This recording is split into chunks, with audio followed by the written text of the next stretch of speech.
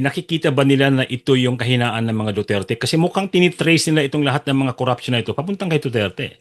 I mean, one of the things that came out in today's hearing was that medyo na ano nga si Bato nang tinanong nang tanong siya kung kailan nagsimula yung mga malalaking kontrata Projects. ni Diskaya 2016. Medyo na ano siya doon, natigilan siya doon.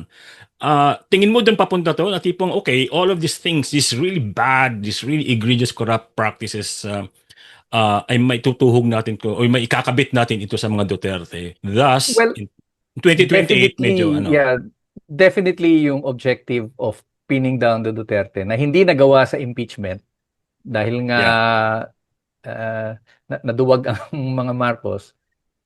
There are many ways to skin a cat. of course. And this is one way. Kasi tandaan natin, ang pinakamalaking nakatanggap ng flood control to the tune of 51 billion pesos was Pulong Duterte.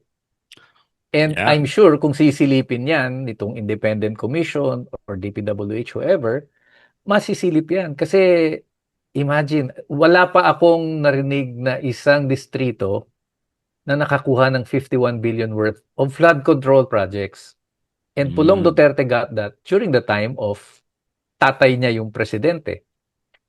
So ano yan, tatamaan din ng Duterte dyan. At yan, hindi mawawala yan. And so bukod sa magiging pogi si BBM, and possibly kung sino man yung anoint niya, papangit naman yung kabila. And that is part of I'm sure that is part of the consideration there.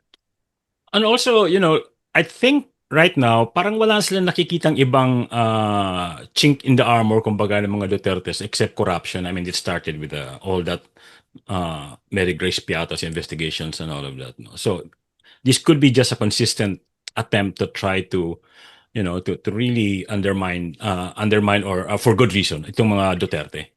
Well, I think kung chinks in the armor, ang dami na eh. Ang dami Okay? ng bala eh. Ang problema, walang political will si Bongbong Marcos to ano, to tapusin yung Mm-hmm. laban. Mm-hmm. Kasi yung impeachment na lang, kung tinuloy yun, I'm sure may impeach si Sara or ang laki ng likelihood kung hindi man may impeach, malalantad pa ng higit yung lahat ng kalokohan niya.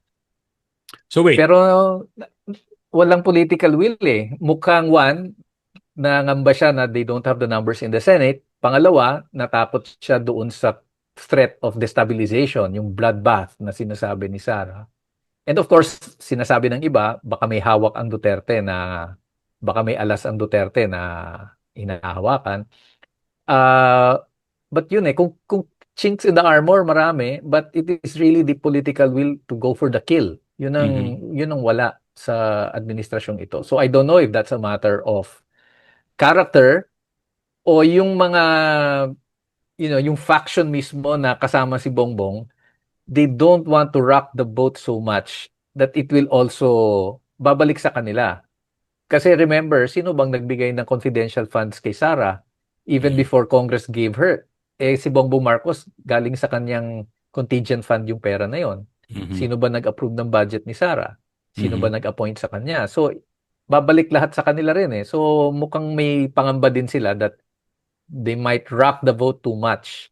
Uh, at pagdating ng 2028, ang manalo ay hindi manggagaling sa BBM or sa Duterte camps, but from the opposition or whoever stands as the opposition at that time.